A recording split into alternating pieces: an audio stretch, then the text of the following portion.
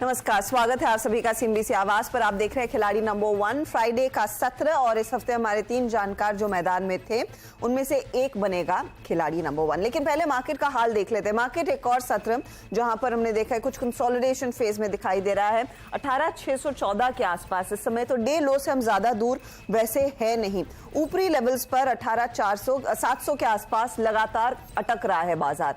आज भी ठीक वही स्थिति देखने को मिली। इनफैक्ट आज 700 तक भी नहीं पहुंचे, 676 से ही घूम लिए हैं हम और अब इस समय एकदम फ्लैट डे लो पर मार्केट ट्रेड करता हुआ। निफ्टी बैंक देखिएगा, निफ्टी बैंक में कल के सत्र में हमने देखा था सेल साइड की पोजीशंस बनती दिखाई दी। आज थोड़ा सा पुल बैक का ट्रेड है। 44,220 का डे हाई था, वहां से फिलहाल हम 100 पॉइंट नीचे कारोबार कर रहे हैं, लेकिन इधर थोड़ा सा नियंत्रण है, तेजी वाले ट्रेड्स देखने को मिल रहे हैं। मार्केट ब्रेथ आपकी स्क्रीन पर लेकर आएंगे। मिड कैप क्योंकि 93 पॉइंट्स का योगदान दे रहा है, स्मॉल कैप्स में स्टॉक स्पेसिफिकली इंटरेस्ट है। तो ऐसा जब लगा था कि अब बाजी पलट सकती है करीब 9:30 पौने 10 के आसपास, वहां से सिचुएशन थोड़ी सी बेहतर होती हुई बढ़ने वाले शेयरों की संख्या थोड़ी ज्यादा बेहतर है गिरने वालों की तुलना में। अब लेकर आते हैं आपके लिए आज जो हमारे जानकार ट्रेड्स देंगे उनमें किसने क्या रिटर्न बनाया है। कल तक के रिटर्न्स पहले आपकी स्क्रीन पर आ जाएंगे, फिर इस समय के नए ट्रेड्स की हम बातचीत करेंगे। तो आज हमारे साथ जो ताजा तस्वीर दिखा रहे जानकार जतिन गेडिया 10% के रिटर्न्स के साथ, अमित त्रिवेदी के 4% के रिटर्न्स हुए, राजन को झटका लगा, करीब -7% के रिटर्न्स इनके खुद चले हैं। पहले तो इंडेक्स पर एक पर्सपेक्टिव क्या लग रहा है जतिन, क्योंकि ये दायरा जो है वो और भी छोटा हो गया, ये 700 पर इतना रेजिस्टेंस क्यों है? गुड मॉर्निंग हर्षदा जी। अगर जो निफ्टी की बात करें तो हमें लग रहा था कि इमीडिएटली 18,800 के इमीडिएट हर्डल था। हमने 18,770 780 के आसपास से कल मार्केट एक रिवर्स होते हुए देखा। एक्चुअली अगर जो कल का ट्रेडिंग सेशन में बात करें तो कल का जो लो था वो भी ब्रीच हो गया था। तो कहीं ना कहीं एक वॉलेटाइल कपल ऑफ डेज हमने देखे हैं मार्केट में।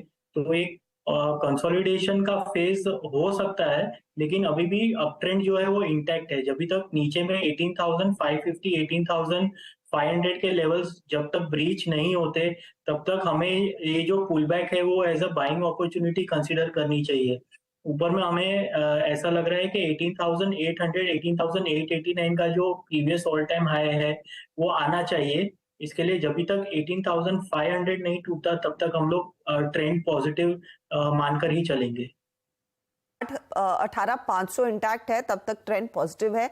जिस दिन ये टेस्ट होगा फिर से आप दोबारा रिविजिट कर सकते हैं, उस तेजी वाले ट्रेड में बने रहना है या नहीं।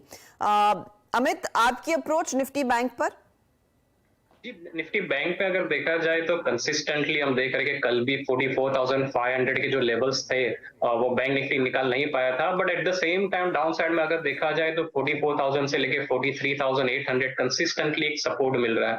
सो कहीं ना कहीं बैंक निफ्टी भी एक साइडवेज कंसोलिडेशन में है और आगे जाके भी मुझे लग रहा है कि मोर और लेस बैंक निफ्टी जो है 43,800 के ऊपर ही कंसोलिडेट करेगा। राजन, ये हफ्ता थोड़ा आपके लिए पेचीदा साबित हुआ क्योंकि मार्केट में वॉलेटिलिटी भी बढ़ गई थी। अब यहाँ से आगे के ट्रेड्स क्या लग रहे हैं, थोड़े से और स्टेबल होंगे या फिर ये शॉर्ट दायरा और स्टॉक स्पेसिफिक रणनीति ही पैसा कमा कर देगी? Good morning Harshita. जिस हिसाब से मार्केट सेंटिमेंट्स है आप देखोगे तो वीकली जो ओवरऑल गेन है वो 0.5% से भी ज्यादा नहीं है, जबकि बैंक निफ्टी जो है वो भी सेम दिखा रहा है। और मार्केट एक लास्ट 3 वीक से एक साइडवेज ट्रेड के अंदर चल रहा है। तो यहाँ पे स्टॉक स्पेसिफिक ही जाना एक सही रणनीति रहेगी। और कल दोपहर के बाद थोड़ा शॉर्ट सेलिंग का अप्रोच बढ़ रहा है। तो ओवरऑल आज जो ट्रेड रहेंगे वो शॉर्ट सेलिंग के साइड के फ्यूचर्स के अंदर रहेगी। वैसे शॉर्ट साइड के ट्रेड्स भी अपनाने चाहिए, कंसिडरिंग ऊपरी लेवल से कुछ मार्केट कंसोलिडेट कर रहा है और कुछ स्पेसिफिक एरियाज में शॉर्ट सेलिंग देखने को मिली और उसका एक बड़ा कैंडिडेट ऑफ कोर्स आईईएक्स साबित हुआ है, जो कल और आज में करीब 18-20% टूट गया है। मेटल्स में भी वीकनेस आती हुई दिखाई दी है। चलिए फिर ट्रेड्स की बारी अब आपकी स्क्रीन पर लेकर आते हैं। जो हमारे जानकारों ने शॉर्टलिस्ट किया वो आपकी स्क्रीन पर आ जाएगा, लेकिन पहले देख लेते हैं राजन की ट्रेड्स, क्या क्या जमा और क्या नहीं। तो इंजीनियर्स इंडिया में इन्होंने एग्जिट कर लिया है आज के दिन करीब करीब 110 के लेवल्स पर। एस्टेडियम और कॉनकॉर के ट्रेड को ये कैरी कर रहे हैं। इसके साथ नया क्या जोड़ेंगे आप? हर्षिता, मैं यहाँ पे एक शॉर्ट सेलिंग के साथ जाना चाहूंगा और यहाँ पे मेरा शॉर्ट सेलिंग रहेगा इन्फोसिस के अंदर। 1266 के आसपास कैश में ट्रेड हो रहा है, तो कैश लेवल दे रहा हूँ यहाँ पे। करंट रेट से यहाँ पे शॉर्ट सेल इनिशिएट करने का रहेगा। यहाँ पे स्टॉप लॉस रहेगा 1285 का और टारगेट रहेगा यहाँ पे 1220 का। तक क्रैक कर सकता है इन्फी में आज फिर ड्रैग देखने को मिला है, करीब 1.1% तक का नुकसान इधर और 1220 तक टूट सकता है ये काउंटर, इसीलिए शॉर्ट का ये ट्रेड अब आपकी स्क्रीन पर आता हुआ और 1285 के आसपास आप लगाएंगे स्टॉप लॉस। ये है आपके लिए इस समय का व्यू राजन की तरफ से इन्फोसिस पर। चलिए अब अमित का पोर्टफोलियो भाप लेते हैं। तो पिरामल फार्मा के ट्रेड के साथ ये इनफैक्ट सोमवार को जोड़ा था if I am not mistaken, और मदरसन वायरिंग जो कल परसों जोड़ा उसके साथ बने हुए हैं। फिलिप्स कार्बन ब्लैक में उन्होंने आज सुबह में 139.60 पर एग्जिट कर लिया। पिरामल फार्मा तो सोमवार का जोड़ा हुआ है, राइट अमित? जी जी बिल्कुल। और इसमें वो ट्रेंड इंटैक्ट लग रहा है आपको? जी जी, देखा जाए तो उसमें वो स्टॉक में काफी एक अच्छी खासी स्टेबिलिटी है और जहां पर मुझे ओवरऑल स्ट्रक्चर उसका देख रहा है, मुझे लग रहा है कि वहां पर कम से कम 10 से 12% का मूवमेंट आना चाहिए। ओके, तो मूव आएगा। थोड़ा सा पोजिशनल ट्रेड आप समझ सकते हैं, इस हफ्ते तो हमने देखा है थोड़ा बहुत इसने कंट्रीब्यूट किया है। फिर अमित, आज का नया ट्रेड क्या रहेगा? ये दो ट्रेड्स तो आप कैरी कर रहे हैं, पिरामल फार्मा और मदरसन। जी, सो फ्रेश ट्रेड जो रहेगा मेरा एक्चुअली बाय साइड पे ही रहेगा, क्योंकि स्टॉक है CESC जिसका करंट मार्केट प्राइस है 71.30। देखिए CESC की बात करें तो ये वीक में अगर ओवरऑल देखा जाए तो एक अच्छे खासे सपोर्ट से उसमें रिकवरी देखने मिली है और ओवरऑल 2-3 दिन से एक स्टेबिलिटी देखने मिली है। 70 के जो लेवल्स है उसने अच्छे खासे होल्ड किए और रिस्क टू रिवॉर्ड काफी फेवरेबल है। 69 का स्टॉप लॉस रखना चाहिए और अपसाइड टारगेट जो मैं CESC के देख रहा हूँ 80 तक देख रहा हूँ। ओके, तो 80 तक के लेवल्स ये टारगेट रहेगा आपके लिए CESC पर। तेजी का ट्रेड और ऑफ कोर्स स्टॉप लॉस 69 पर आप लगाकर चले।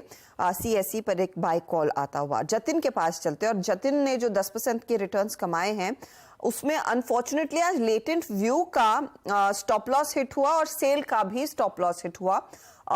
कल्याण जूलर्स के साथ ये बने हुए हैं और यहाँ पर इनका जो टारगेट है 125 का है। तो कल्याण आपका जस का तस है। नया ट्रेड जतिन आपका क्या रहेगा? जी, जो नया ट्रेड मैं जो ऐड करना चाहूंगा वो लॉन्ग साइड पे ही होगा। तो वो नया ट्रेड होगा कैंसाई नैरोलैक का। तो आज के ट्रेडिंग सेशन में हमने देखा है कि पेंट जो सेक्टर है, पेंट सेक्टर के जो स्टॉक्स है उसमें खासा पॉजिटिव रिएक्शन देखने मिल रहा है। और अगर जो कैंसाई नैरोलैक की बात करें तो पिछले एक हफ्ते से ये एक साइडवेज कंसोलिडेशन में ट्रेड हो रहा है। हमें लगता है कि कहीं ना कहीं ये कंसोलिडेशन ऊपर की तरफ ब्रेक होगा। तो मेरा कैंसाई नैरोलैक में 428 के स्टॉप लॉस के साथ 455 के टारगेट के लिए एक बाय रिकमेंडेशन होगा।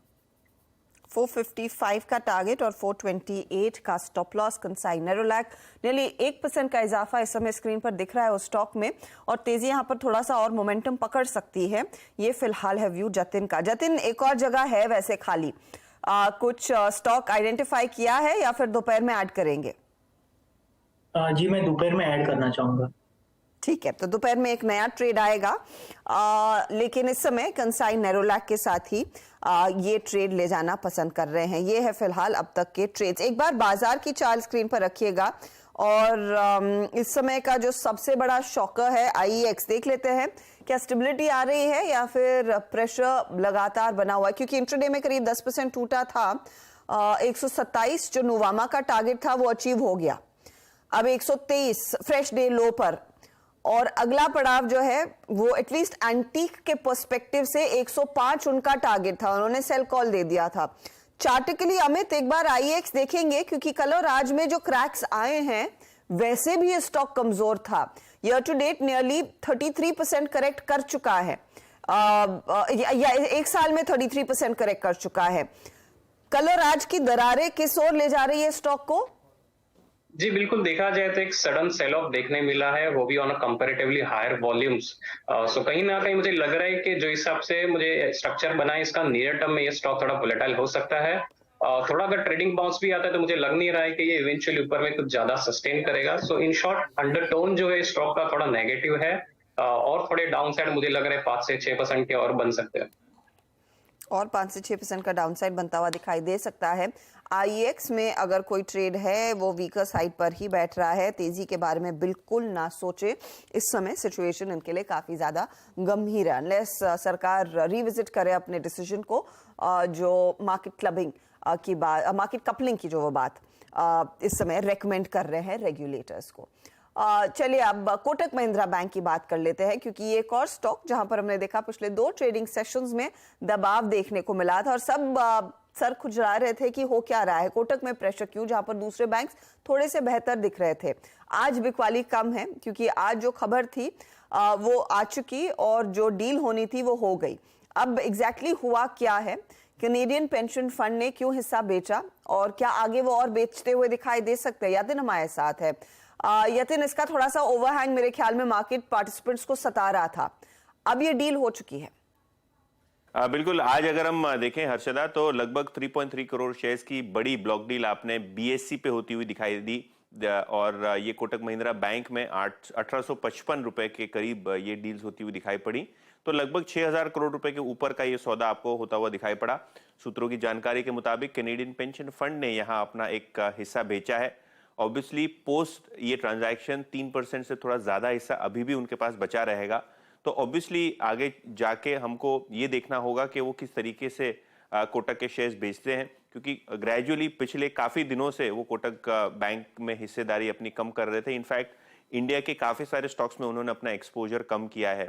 तो जहां तक कि कैनेडियन पेंशन फंड का सवाल है, हाँ, कोटक महिंद्रा बैंक में लगभग 6000 करोड़ रुपए की वैल्यू का स्टॉक उन्होंने आज बेचा है और जो ट्रांजैक्शन हुआ है 1855 रुपए के आसपास, वहां से स्टॉक थोड़ा बहुत बाउंस करता हुआ दिखाई पड़ा है। थोड़ा सा पुल बैक आता हुआ दिखाई दिया है। कोई लॉक इन पीरियड होगा इमीडिएटली, तो ये बिकवाली के लिए नहीं आएंगे ना यतिन? जी, आइडियली 90 टू 180 डेज के बीच का लॉक इन पीरियड होता है, लेकिन जो हमारे पास टर्म शीट है उसके अंदर कोई स्पेसिफिक लॉक इन मेंशन नहीं था। तो ये देखा जाएगा क्या अंडरस्टैंडिंग थी, क्योंकि हमारे सूत्रों को ये जानकारी नहीं थी कितने दिनों का लॉक इन है, लेकिन आइडियली 90 से 180 दिन के बीच का ये लॉक इन होता है। म्यूचुअल अंडरस्टैंडिंग होती है जहां फंड्स जनरली अवॉइड करते हैं मार्केट में ब्लॉक बेचने के लिए। ओके, तो ये फिलहाल लेट्स सी कि लॉक इन है या नहीं, उस पर होपफुली आगे कुछ और खुलासा आता हुआ दिखाई देगा। लेकिन जो ओवरहैंग था वो अब क्लियरली निपटता हुआ, होपफुली देखते हैं स्टॉक कैसे पॉजिटिवली परफॉर्म करेगा या नहीं। लेंगे एक ब्रेक के बाद फटाफट लौटते हैं।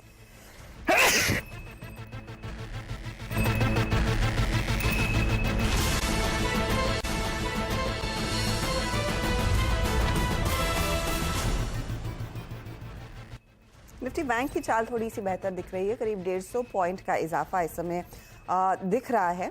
निफ्टी भी कोशिश कर रहा है 18600 पर के ऊपर ही टिके रहने की, तो वो लेवल्स मेंटेन हुए हैं। मिड कैप जहां पर कल हमने देखा था शार्प कट्स, 87 पॉइंट के गेन्स इस समय देखने को मिल रही, तो ये मार्केट की ताज़ा तस्वीर है। अब हमारे जानकारों ने जो ट्रेड्स ऐड किए वो आपकी स्क्रीन पर फटाफट से ले आएंगे और देखते हैं क्या रिटर्न्स फिर इस समय बनते हुए दिखाई दे रहे हैं। तो जतिन गेडिया के साथ शुरुआत करेंगे। जतिन इनफैक्ट एक लीडरशिप पोजीशन में है इस हफ्ते। कल्याण ज्वेलर्स को इन्होंने कैरी किया, 125 का टारगेट है, 110 का स्टॉप लॉस। नया जो ट्रेड है कंसाइन नेरोलैक और 455 का टारगेट, 428 का इनका स्टॉप लॉस है। एक ट्रेड आना बाकी है। कल्याण 1% गवा रहा है और कंसाइन नेरोलैक भी इस समय 0.21% के प्रेशर में, तो ये दोनों स्टॉक्स थोड़े से ड्रैग साबित हो रहे हैं। अब आते हैं अगले पोर्टफोलियो पर। अमित त्रिवेदी ने 2 ट्रेड्स कैरी किए, एक नया जोड़ा। जो नया जोड़ा है वो है सीएससी, 80 का टारगेट, 69 का स्टॉप लॉस। मदरसन वायरिंग फिर इन्होंने इंट्रोड्यूस किया था कल परसों मेरे ख्याल में, 65 का टारगेट, 56 का स्टॉप लॉस। और पिरामिल फार्मा मंडे से होल्ड कर रहे हैं, 100 का टारगेट है, 83 का स्टॉप लॉस। रिटर्न्स देख लेते हैं। तो यहाँ पर पिरामिल फार्मा ने कंसिस्टेंटली परफॉर्म किया है, इनके लिए 1.8% के रिटर्न्स इस समय। सीएससी 1.41% के रिटर्न्स देता हुआ, लेकिन मदरसन वायरिंग थोड़ा सा अब एक प्रेशर तक का रिटर्न इनमें से निकाल रहा है। अब आते हैं राजन शाह के पोर्टफोलियो पर। तो एस्टर डीएम कैरी किया 310 का टारगेट, 275 का स्टॉप लॉस, और कॉनकॉर का ट्रेड भी ये कैरी कर रहे हैं, 720 का टारगेट, 660 का स्टॉप लॉस है। एक जो नया ट्रेड आया वो शॉर्ट साइड का ट्रेड है। इन्फोसिस में बिकवाली की पोजीशन इन्होंने ली, 1220 का टारगेट, 1285 का स्टॉप लॉस ये ले रहे हैं। अब रिटर्न्स देखिएगा तो एस्टर डीएम 2% से ज्यादा नीचे, कॉनकॉर 1% से ज्यादा नीचे, इन्फोसिस में ज्यादा कोई बदलाव नहीं, ना कॉन्ट्रीब्यूशन। अब रिटर्न्स का ताज़ा हाल आपकी स्क्रीन पर आ जाएगा। तो 8.53% के रिटर्न्स पर जतिन, 3.83% के रिटर्न्स पर अमित एंड -5.43% के रिटर्न्स पर हैं राजन शाह। ये है आपके लिए ताज़ा तस्वीर खिलाड़ी नंबर 1 की। चलिए इसी मोड पर एक ब्रेक ले लेते हैं, लेकिन याद रहे कि आज आखिरी दिन है, तो इस हफ्ते की खिलाड़ी नंबर 1 से आज हम मार्केट क्लोज से ठीक पहले 3:20 के आसपास बातचीत करेंगे। बहुत बहुत शुक्रिया आप तीनों का हमारे लिए समय निकालने के लिए। जतिन की तरफ से एक और ट्रेड आएगा। Thank you for your time and all the best आप तीनों को आज के इस आखिरी दिन के खेल के लिए। लेंगे एक ब्रेक के बाद पूरा ध्यान कमोडिटी मार्केट के एक्शन पर।